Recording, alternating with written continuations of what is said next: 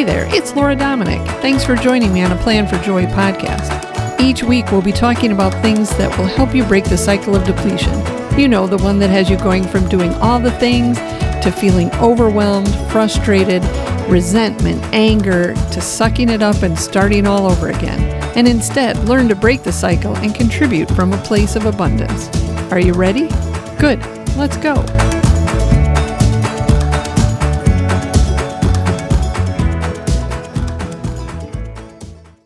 Hello and welcome. This week I have another twist on my podcast. I'm speaking with somebody I just met a few minutes ago, which is always very, very exciting.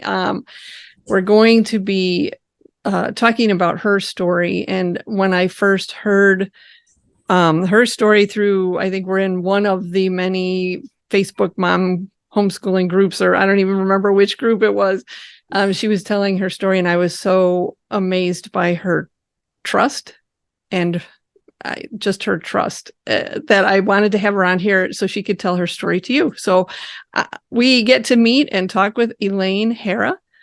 She is a homeschooling mother of soon-to-be 10 children. She's due in October, and she's married to a U.S. Army veteran, and I am very excited to introduce you to her. I'm going to let her tell you her story, and then we'll go from there. Thanks, Elaine, for being on. It's my pleasure. Thanks for inviting me. Sure. So why don't you just go ahead? I don't want to say anything about it, so I'll let you just kind of tell the story that you told in the Facebook group, and then we'll pull some things out of there that I think so many people can benefit from. Okay. All right. So I guess the best place to start at the beginning, I guess. Yep. So my husband and I, we've been married for almost 18 years. We were married in the Catholic Church. I wasn't Catholic at the time. He was a cradle Catholic. When we had our first child, we decided that we wanted to be of one mind with a lot of things. Because you're presenting a united front to children with parents not being able to be divided on things. Sounded like a good idea at the time. So at the time it was, he felt like, well, I kind of want to be Catholic, and I was raised Baptist, and but in a very abusive situation. So my ideas of God were very different. And so it was one of those things, I didn't really care where we went, and he wanted to stay Catholic, and I was like, okay, well, fine, what the heck, I'll convert. And people always ask me like, oh, it must be a great conversion story. No, it was pretty much that simple. I was like, well, okay, whatever. And so I was sitting in our CIA, and I remember sitting there, and everything that they were teaching us, everything clicked, everything made sense. It was so clear, and it resonated in my heart and my soul, and the Catholic faith made sense to me. So I came into the church in 2009, and my husband and I had our second child shortly after. He joined the military, and then we were pregnant with twins, and we lost one of our twins in the womb. She died about 17 weeks before I gave birth to both of my girls. So tests of faith came early. Yeah. Right. And shortly after my girls were born, she was stillborn, Brielle was stillborn, and my Evie was born perfectly healthy and fine. Wow. And a month to the day after we buried her, my husband found out he was being deployed to Afghanistan. Oh my gosh. We had 6 months to prepare. I know, we had 6 months to prepare, and he was gone for an entire year. And that year was, I would say, very pivotal in my growing closer to my Catholic faith, and growing closer, especially to the Blessed Mother. She literally walked beside me the entire year. I was alone with 3 children, all still in diapers. It was a very lonely year, but even before it ended and before my husband came home, I could look back over and go, wow, look at what I've come through, and look what God's brought us through. So my husband comes home, and we started really delving into the faith. He is a very cerebral person, incredibly intelligent. I call him a minor theologian. He reads everything. Me, I'm a doer far more than a theologian. Maybe that goes to being a mom, I don't know. So we started growing in our faith together as a family. As our family grew and we kept adding children, we added devotions, and we got to a point in our faith life as a family where daily mass, as often as we could go, daily rosary, daily Divine Mercy Chaplet. We were celebrating a lot of different saints' feast days. We had a lot of different devotions. So our Catholic faith was truly the centering point our whole family kind of revolved around. Okay. And so that is the where we were. Just to understand, like we were Catholic with a capital Right. C. It was your life. It was For me and for our children. Like it was this centering piece in our home with our life that our life revolved around. Right. And for me, I mean, I dove in with both feet. I'm Catholic. That is me. Well, we got another very large test of faith in 2020. So my husband had been having some strange symptoms for several years that no doctor could explain. He always got the answer, oh, you're young. He was 42 at the time. You don't smoke, you don't drink, you don't have high blood pressure, you don't have high cholesterol. There's nothing wrong with you. So for several years, we were trying to investigate these symptoms and nothing ever came of it until February of 2020 when he got so bad to the point that I was like, you really need to go to the ER. He ended up going to a walk-in clinic and they rushed him to the ER and he almost died that night. Oh, wow. And we come to find out that he was diagnosed with a severe 3-vessel coronary artery disease. Basically what that means is the 3 major arteries in his heart are 100% blocked. Oh, wow. And because the blockages had gone so long without being diagnosed, 40% of his heart muscle is dead, is scar tissue, is unrecoverable. So in the case of smaller blockages or blockages that are caught in time, there could be stents or there could be a bypass, but you only do that if there's healthy tissue to bypass too. Right. And in my husband's case, he was there in the hospital for a week and the news just kept getting worse every day. And none of the doctors could explain it. None of the doctors had ever seen anything like it, even in much older patients that had a lot of other risk factors.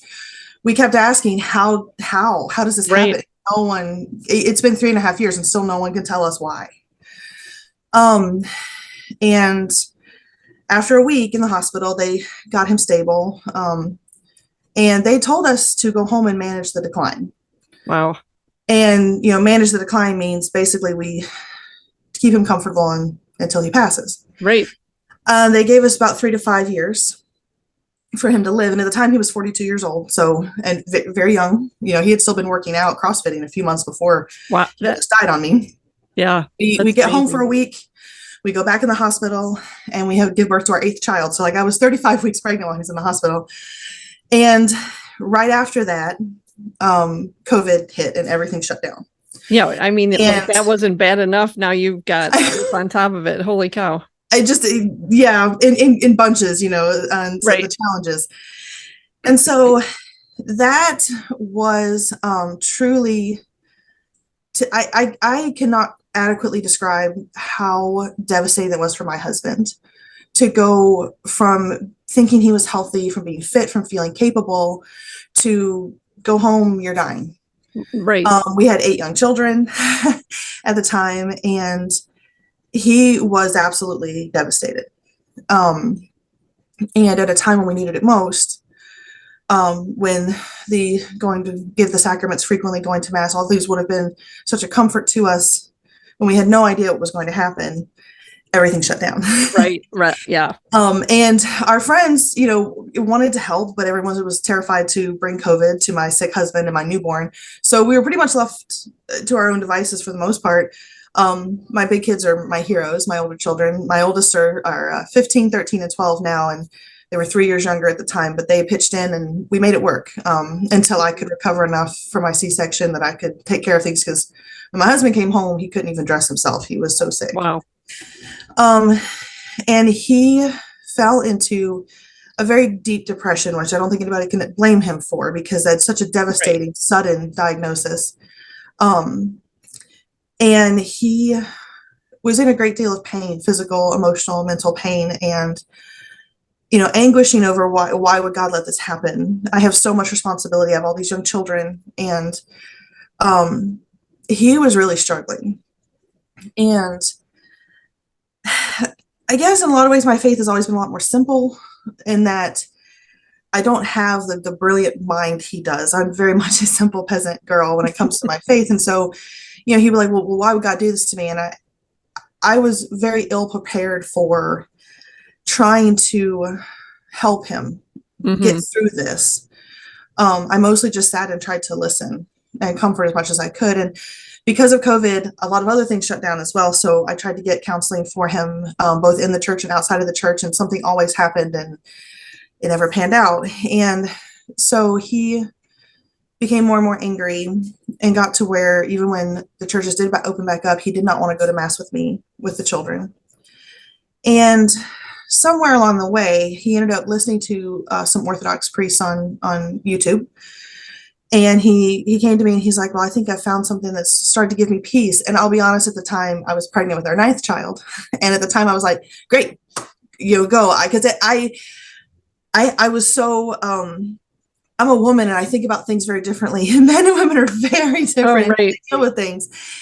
And I was just so grateful he found something that was kind of giving him some peace, because he was so deeply angry and so deeply hurt. And before I knew it, that became, well, we need to become Orthodox. The Catholic Church is not right. There's all these things that are wrong with it. The scandals, of course, everyone knows, starting in like 2018, the scandals, have Right. Yes. tested everyone's faith. Hmm. And unfortunately, I think he ended up making more of the scandals, even in his own mind, his own head, because he wanted the church to be this, perfect thing. And when it wasn't, he found all kinds of reasons to be frustrated with it. So, Right.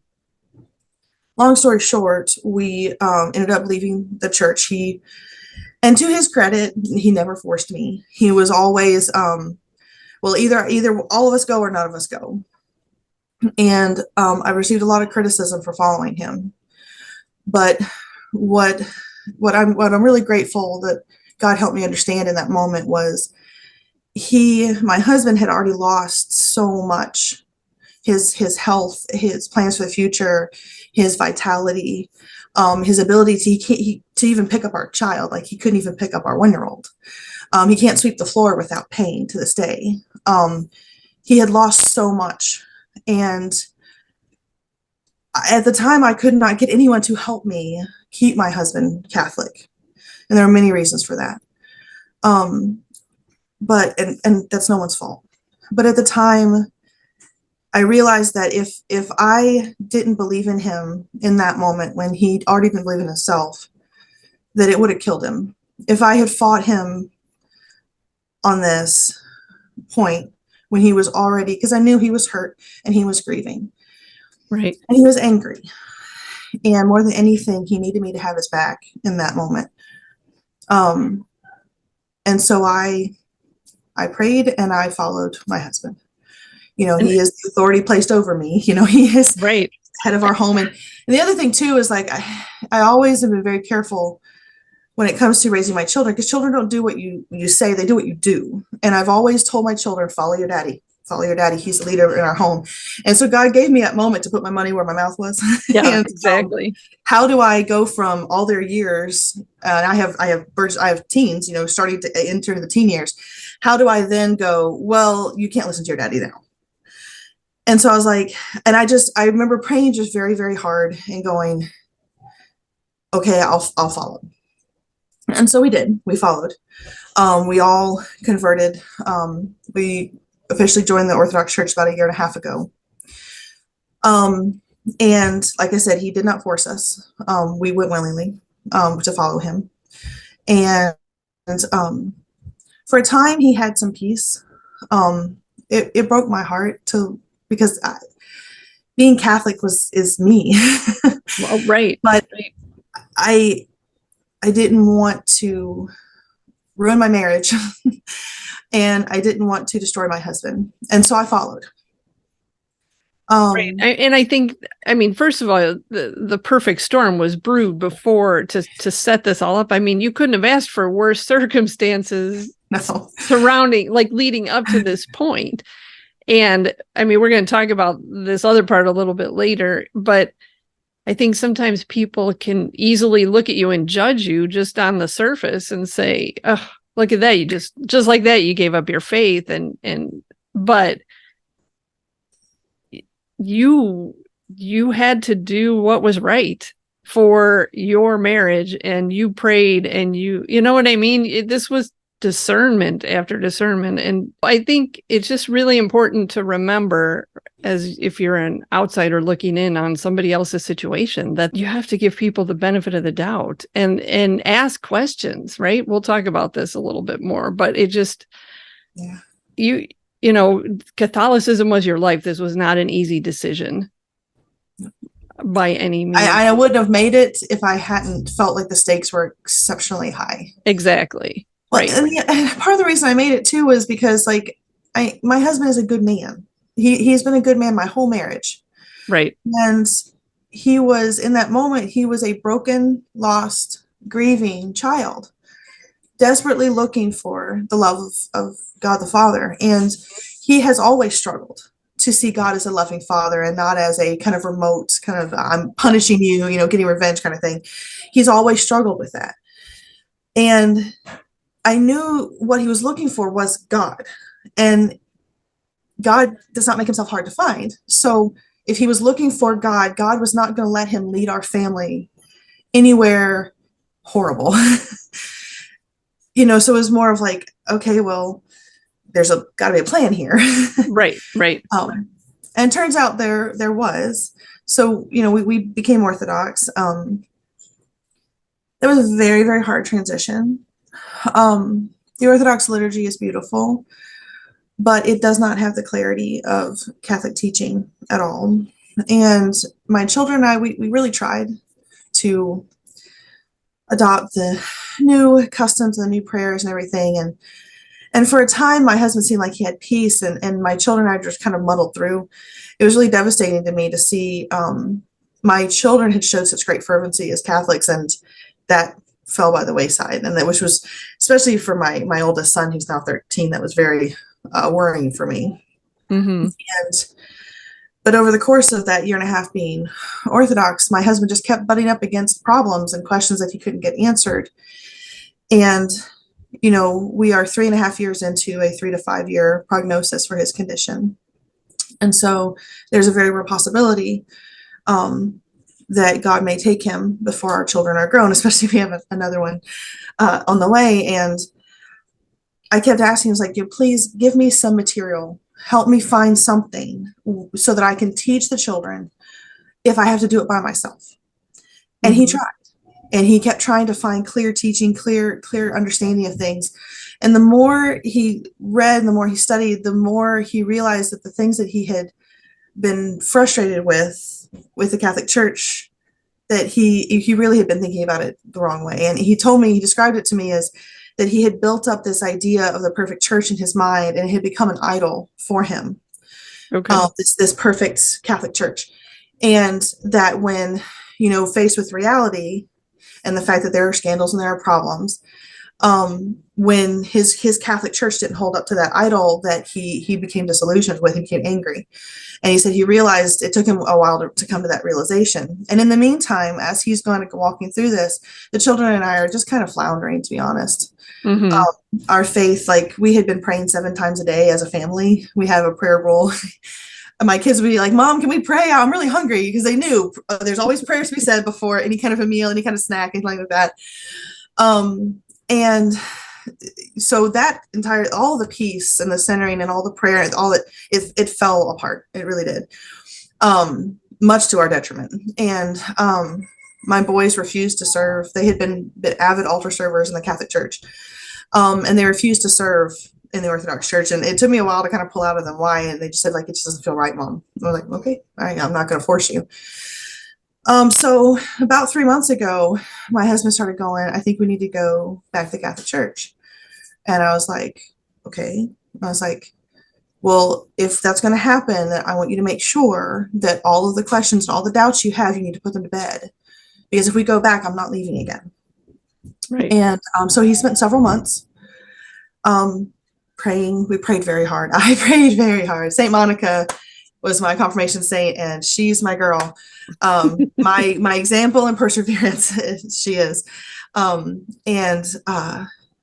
He prayed and he prayed, and about 3.5 weeks ago or so, he actually was still really struggling, not sure if he wanted to if he was ready to leave the Orthodox Church and go back to the Catholic Church. And I was like, there's a church in town here and they have adoration today. Why don't you go? Because weekly adoration was a big thing. We had started taking our now 6-year-old when she was a baby, and we would take all the kids in their pajamas and we would go to adoration every single week. And we worked up from 10 minutes to 30 to an hour with all of our children in adoration.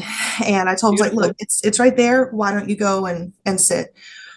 And he did. He left and he went and he came back. He's like, I cried the entire time. We need to go back. And I was like, okay, well, you need to talk to the kids. And my husband got so much criticism for leaving the church, but no one can fault his incredible humility, because he sat down with my children and he's like, guys, I think I made a mistake and I hope you'll forgive me. And I want to know what you think and where you want to be. And the result of that conversation was resounding. The children wanted to go back to Catholicism. Wow. That next week, we took them all to adoration for the first time in 2 years. And we only made about 30 minutes because I've got, four that are, right. 6 and under. But they came out and my teens' eyes are just shining. They're so happy. They're like, Mom, thank you so much. I needed this so bad. They had missed it so much.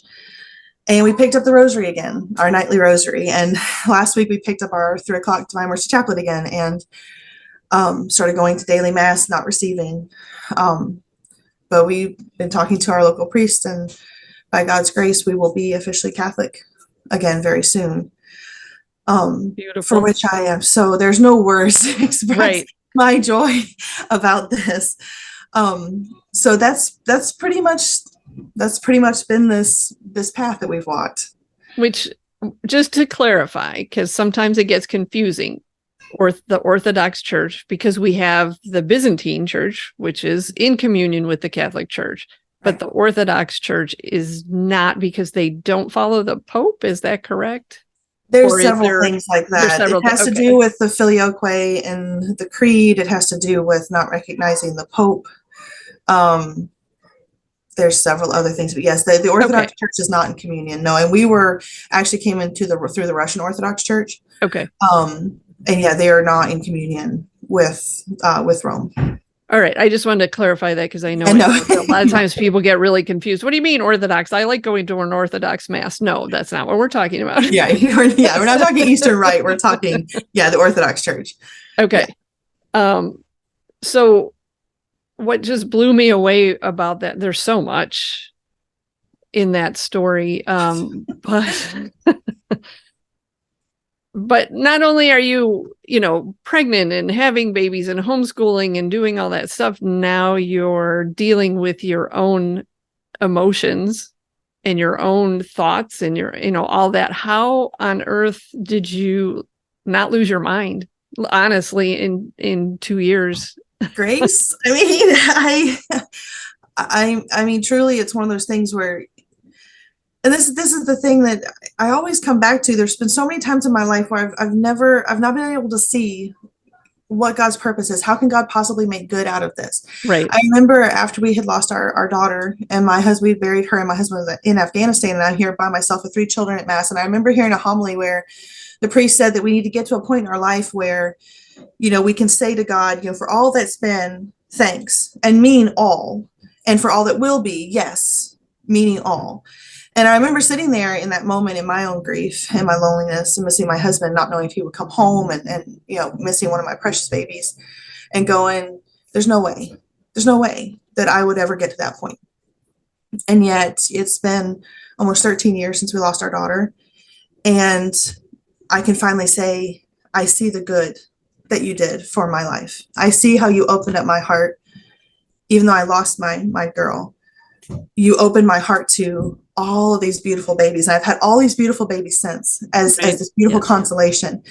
I see the good in the deployment to Afghanistan, because truly my husband and I grew so much in our marriage that we couldn't have done if he had been here. Losing a child tears marriages apart very easily.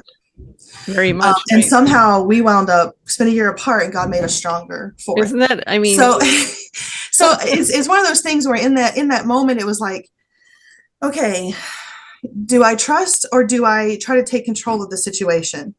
And I'm so very grateful that God kept his hand over my mouth Yep. And I'm also grateful that I was exhausted and overwhelmed and pregnant. And there were so many reasons where I had to just go, God, just, you got to take care of this because I can't do this. And truly, that's all I did. I just was like, Father, I'm too tired. Right. So you're just going to have to take care of this. And the last 2 years have been, I'll be honest, like some of the darkest of my life. And I've had some very difficult struggles in my life, but the loss of my faith was truly, I wouldn't wish it on anybody. It was very hard. And And I kept praying through that whole time, Father, I just don't want to be afraid of anything. Make me fearless. Make my faith fearless. And I kept praying that because I didn't know what else to pray. right. I did get rid of a lot of our Catholic stuff. I never got rid of our rosaries. I still, prayed the Hail Mary and the Rosary to myself because that was my consolation. Mostly, I just prayed very hard, and He sent a lot of comfort my way. He was never far away during that whole year. Right. And one of the greatest things that the biggest miracles in all of this, and I know it's something we're going to touch on, is when we were part of a humongous homeschooling Catholic community where we're from, and when people found out that we were converting, sadly, we lost everyone. We were kicked out of our homeschool group. My husband and I both were called heretics to our faces. Our children lost all their friends, their entire community, all their activities, everything vanished overnight. The children were told they were going to hell because we were leaving the church. And the hardest and the saddest part for me about all that was that no one, I want to say there's maybe 2-3 people tops who ever asked me why. No one asked me why. No one came to me and no one said, wow, this family just went through this horrible thing with this terminal diagnosis for a very young husband that just had a baby. And now all of a sudden they're leaving. Something happened. You know what I mean? When stuff like that happens, there's other mitigating factors. You know what I mean? But no one did. And my children were devastated. My 13-year-old still to this day is like, well, Mom, I don't need friends because they're just going to leave anyway. My children bear the scars of this abandonment from our community. And the biggest miracle in all of this is that my children rushed headlong back into the Catholic Church because even the betrayal did not affect their faith. They don't blame their faith. They don't blame the Catholic Church.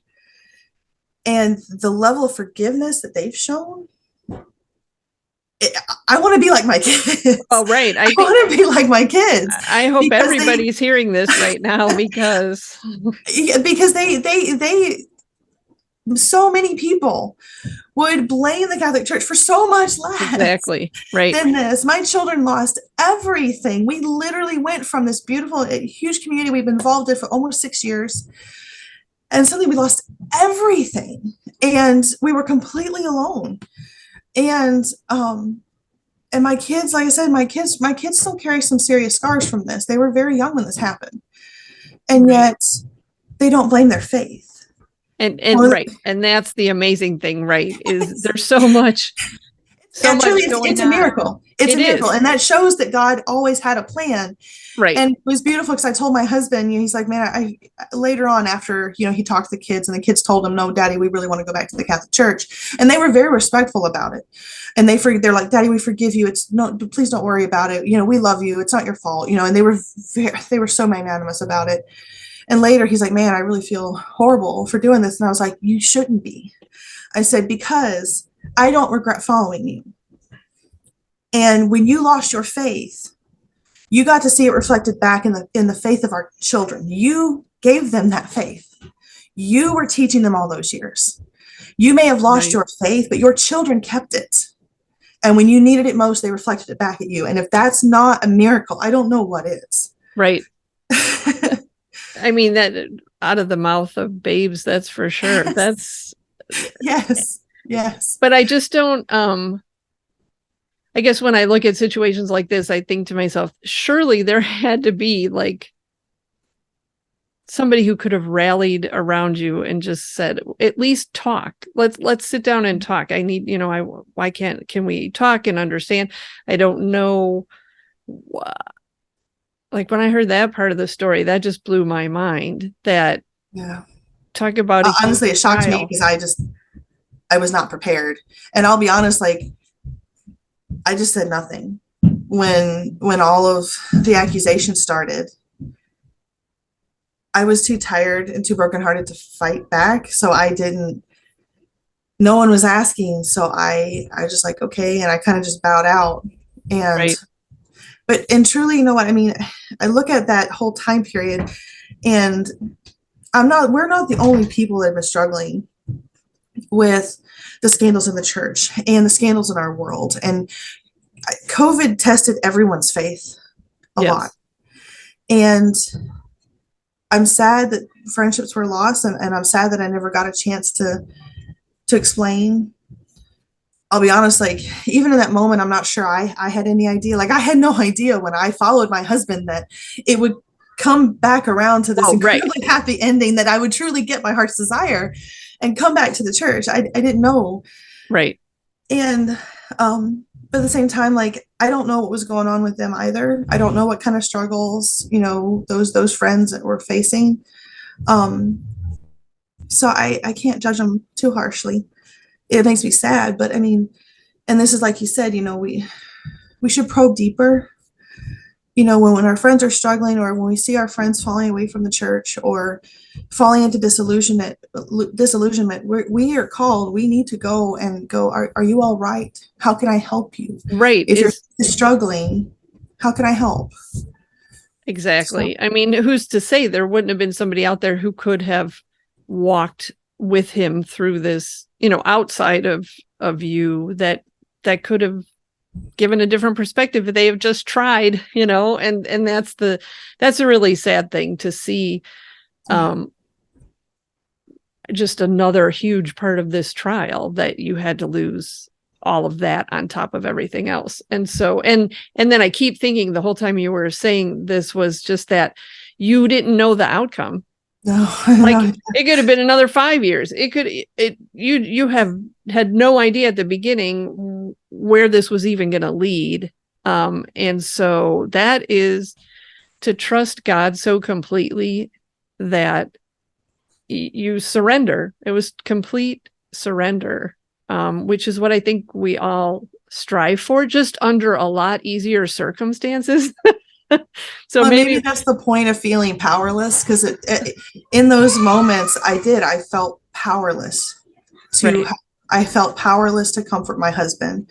I felt powerless to defend our faith to him Right. in the midst of his anger.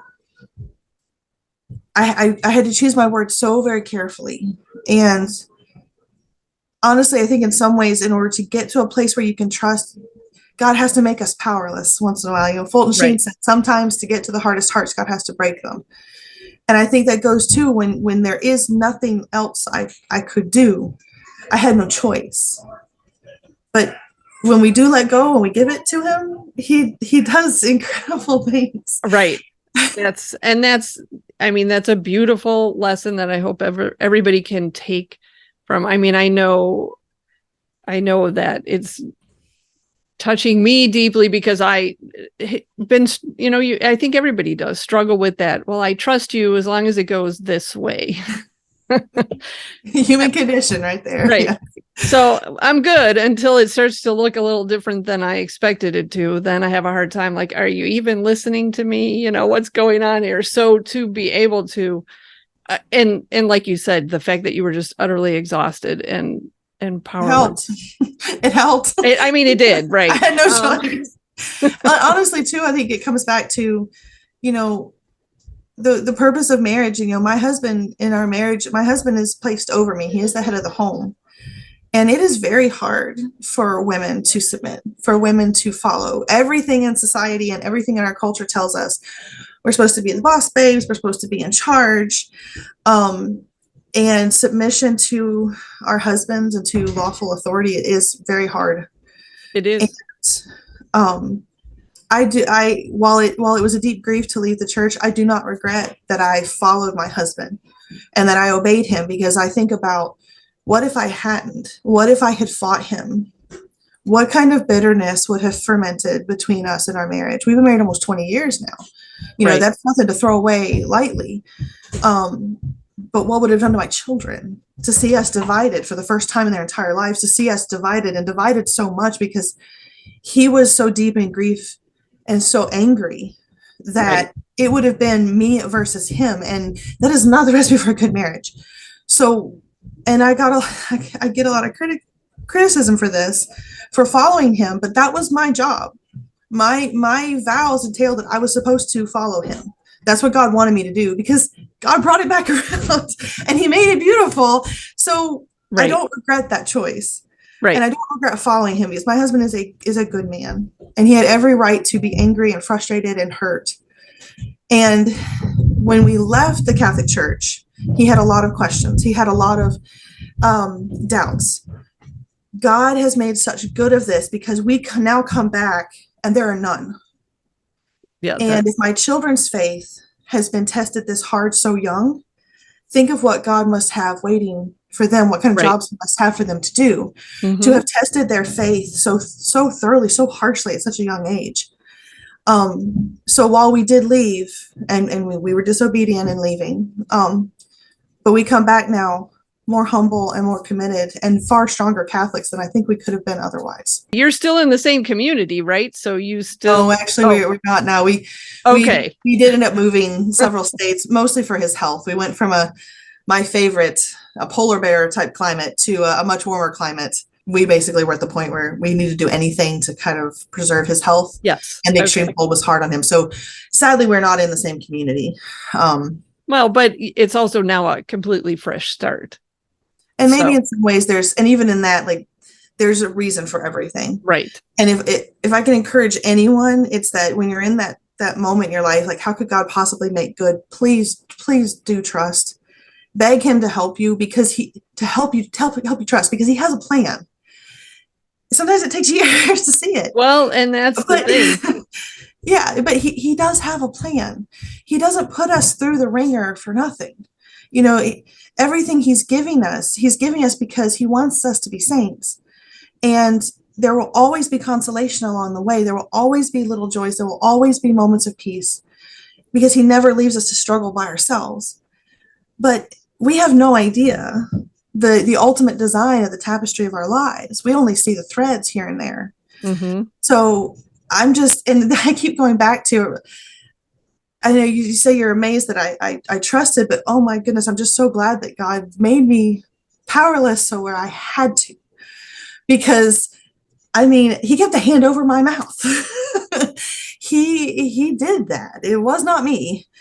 And I'm very grateful that when I needed it most, he did give me the faith I needed to trust that he had a plan for us. And most people don't go through those huge, I mean, boom, boom, boom, for how many years you've been just one hit after another.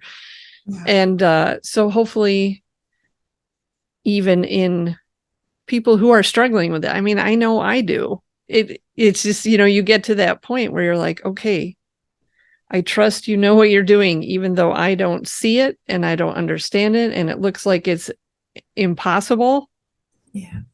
Like it's okay to say, Daddy, pick me up, I'm tired. It's right. Okay. He will, and he will carry us. It's okay to say that. It is. And that's a beautiful thing. And so that was my next question. I wasn't sure if you still lived in the same community. So at least you have a fresh start. Yeah. And again, I'm sure that's God's plan, we do have a fresh start. There's a very large community here, and everyone's been very nice so far. We definitely stick out. It's not like we can just slip into mass and not be seen when there's nine of them. Yeah, we do have a fresh start, and honestly, I'm so happy to see my kids so happy again. We came home from daily mass last week. Of course, we've been going to mass, haven't been receiving because we're not okayed yet. Mm-hmm. And my 13-year-old son was kind of moody. I was like, what's going on? Are you okay? And he's like, I'm just really ready to be back. Mom, I want to receive Jesus again. I was like, I know, bud. I know, we're getting there. He wants to go serve again. He and my 9-year-old boy are like, they want to go serve at the altar again. And the change in them is just night and day. And I don't hold any I don't hold any animosity toward, the Orthodox Church or Orthodox friends. The Orthodox Church is full of some really great people who are trying their best in their way to follow Christ. Hmm. For us, it really does come down to, the Pope being the head of the church and the magisterium. Those are powerful tools, especially as I look ahead at all these children. How do I teach them what is our faith? Hmm. To have the catechism and the magisterium backing me up when I teach my children is absolutely invaluable in helping raise them in the faith. So I'm very glad to be back. And I will say, my poor husband, like, I hope that he will forgive himself. He's still struggling to forgive himself. We don't hold any animosity toward Right. him. We love the heck out of him. And he is like, all of his doubts have fallen away, and he is stronger than I've ever seen him in his faith. And Good. so all this trial, I mean, we needed it for some reason, Right. Right. but it does all resolve. It does all resolve, and God does have a plan. And I'll be honest, I remember last summer being in a very deep depression going, where are you, God? You're so far. Like I followed and I'm praying and I can't find you anywhere. And, you know, it's just sometimes we have to wait a little while. Right. And But that's the hardest part. he does reward the humility and Yes. obedience, which are sorely lacking in our modern culture. Everything's, oh, be rebellious and do your own thing and Right. follow your Right. own path. And Right. yeah, Stand up to your husband and just do what you I know. heard that a lot, but that wouldn't have fixed anything. And you were the only one who knew that. Nobody else knows that. I mean, nobody else can know that because this is between you and God and your husband. And so we have to just be so aware of that when we're looking into other people's lives. I mean, yeah, we're all guilty of it. It's not, but just that awareness that, you know what, maybe there's more to this than what I can see. And again, I do a lot with mindset, and everybody has just a negative mindsets are just so prevalent. I had one forever. Yeah. That was just my go-to. And so, and I still struggle with giving people the benefit of the doubt, like looking at them in the best light. Your first instinct is, ooh, Yeah. this or that or what, or, no, look at people in the best light possible. Yeah. And then hopefully, some of those people would have been close enough to ask questions and just, approach, again, like you said, with humility. I don't understand this, but I want to understand it. Is there anything I can do to understand, to help, to pray? My gosh, just to pray. Yeah. Well, and this always, if you see your friend struggling, dig beneath the surface and try to figure out what that is. And, right. people, I think, have a hard time asking for help. Sometimes you don't even know what it is you need. Yeah. And I'll be honest, in those moments, I didn't know what I needed either, which is why I can't judge my community too harshly. Right. I have no idea what was going on in their own personal lives and their own personal struggles. And, when faced with so much grief and so much anger, I bent instead of, trying to force my way. And I'm really grateful because that mindset came from God. That is not, I'm a fighter and that's my normal response.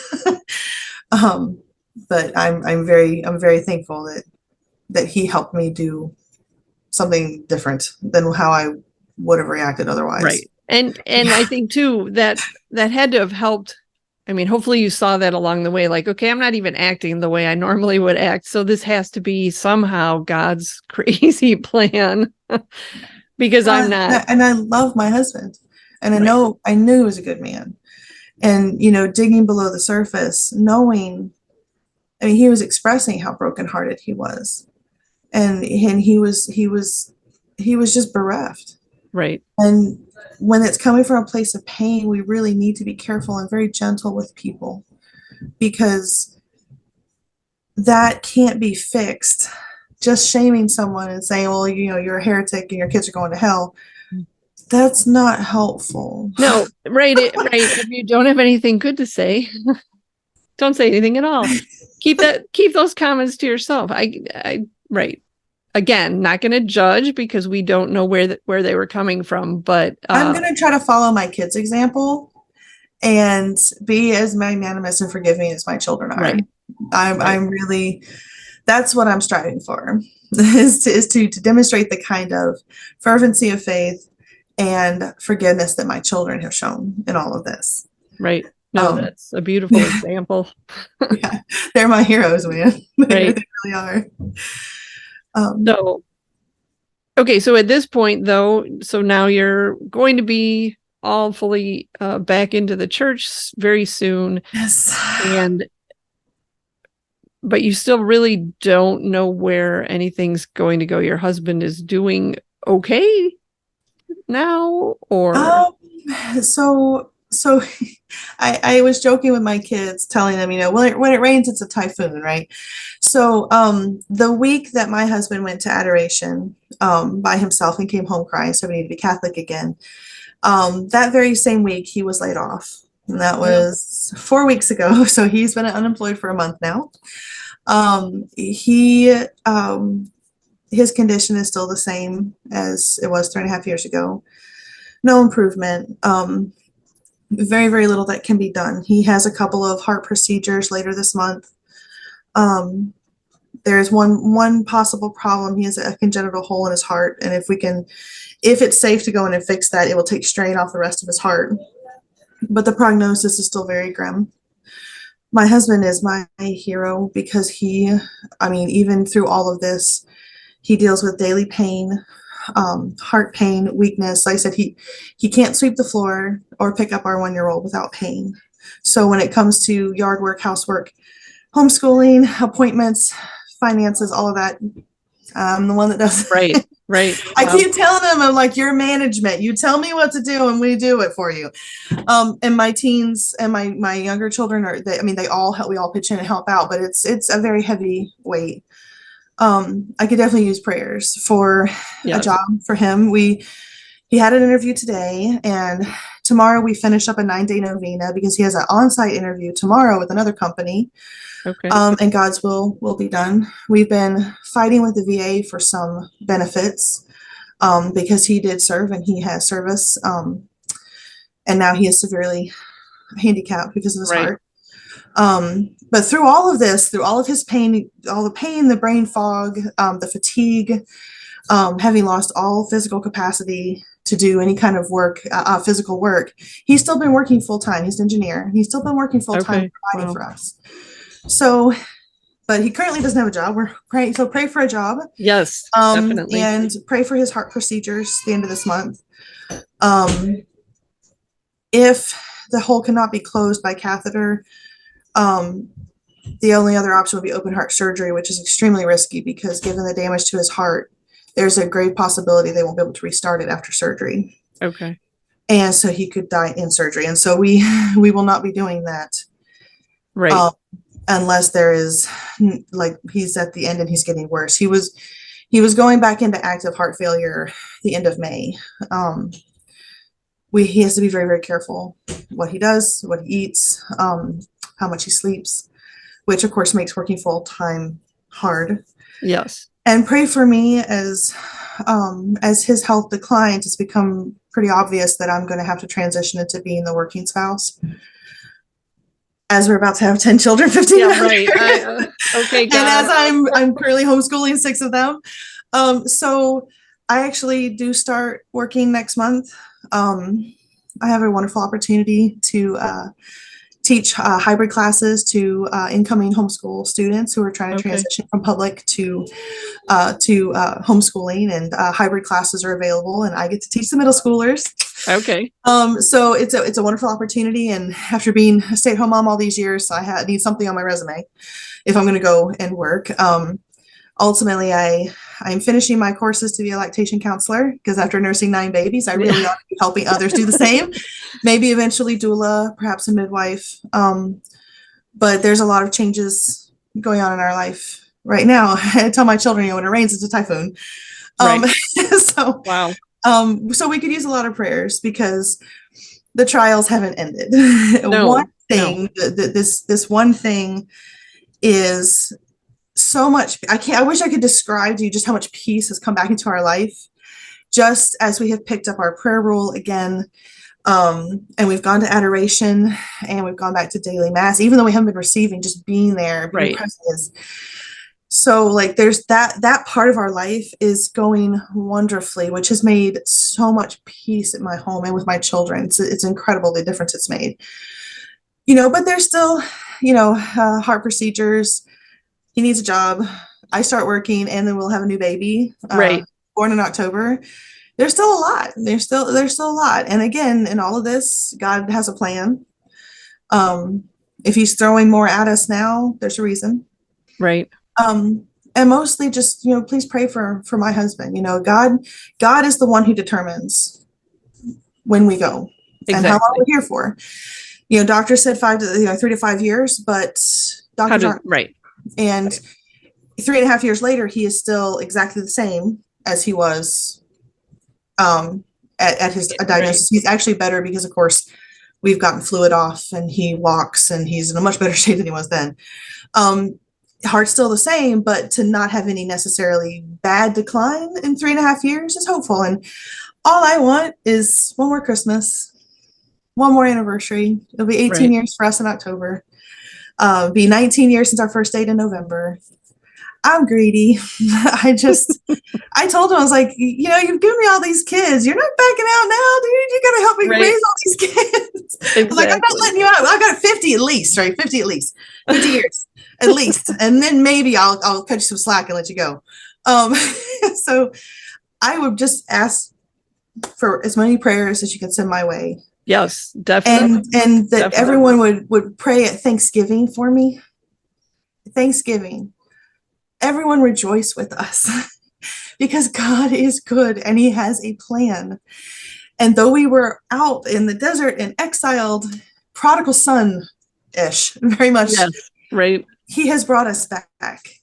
And what makes me love the Catholic Church even more is that there's not some big rigmarole that we have to do to come back. Right. The Catholic Church, Holy Mother Church is like, okay, I love you. Come back. It's okay. Mm-hmm. No, that's. I mean, that is the most beautiful Christ-like thing. Yep. And so everyone pray Thanksgiving and rejoice with us. Let the whole, and I know that the saints in heaven will be rejoicing as well when we are officially back in the church. And please know, and I know that so many of your listeners and your followers are going through hard times too. Everyone is. But if I can give you a little bit of hope, He's got a plan. He's got a plan. To plan to prosper you and not to harm you, plans to give you hope in the future. My favorite verse in Jeremiah. Yes. But He has a plan. Look at what He did for me. And I'm not anything special. Look what He did for me. Look what He did for us. Look what He did for our family, for my husband, for my children. So no matter what you're suffering, what you're going through, you're not doing it alone. Right. And which is something I think we just need to tell ourselves all the time, because it does, like you said, sometimes it feels like you're just walking out there by yourself. Yeah. Hanging on that last thread, but God is good and He's doing this all for a reason that we might not see until we're with Him. Well, there's so many times that we're like, we really want it this way. But sometimes if you just surrender and let God, the way He works it out, so much better. I mean, maybe if I had strong-armed Him, maybe I could have kept my husband in the church. But it's so much better that He is willingly choosing to come back. Right. Rather than my wife won't let me leave. I mean, like far better for his faith and for his soul that he went through this, that we all did. Mm-hmm. So sometimes when there's no other answer, no other option, maybe surrender. You try it. Work for me. Right. No, yeah. And I'm glad that we had this talk because you've helped me in things that I've been going through. Same thing where you just need that reminder that we all do. I daily need the reminder. I just appreciate you being so willing to talk to us and being so open and honest. And I know that other women will benefit from this because, you know, that marriage, that relationship between husband and wife, it's made so much more difficult by society today. So to see this radical trust is just a huge witness, I think, that we need more of in our lives. And so I'm so very appreciative of you being willing to share that with all of us. And so I will definitely. Thanks for listening to my saga. Yeah. I'm overjoyed. I'm happy to just tell the story and go, look at this. Right. If there's any contact information, email or any other social media, whatever contact information, if you want to give in case people have ideas or prayer or whatever, who knows? I will put that in the show notes. And so again, thank you all for listening. I really hope that you have benefited from this as much as I have. God is good. And we need to just always remember that. So, Elaine, thank you very much. Go ahead and share this video, this podcast, however you're choosing to listen to it, with other women who need that hope and who need that trust, because this is a beautiful story and it's not done yet. So, no, God's not done. There's more in store. I know it. Around the corner. Yep. Pray for the interview tomorrow. Yes. His will be done. His will be done.